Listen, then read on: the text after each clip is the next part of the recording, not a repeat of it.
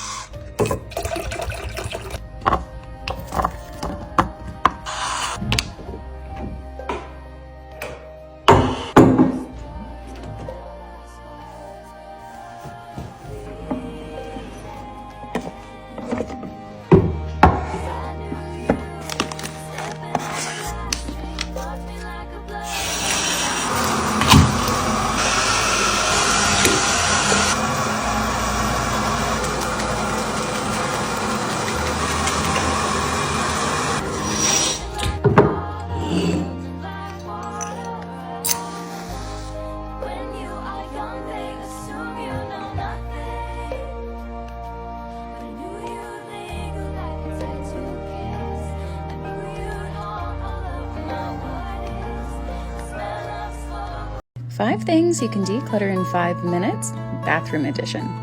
Number 1, old makeup. Number 2, all those extra bobby pins and hair ties. Number 3, old product in empty containers. Number 4, all those old towels. And number 5, expired medicine. Follow for the next room.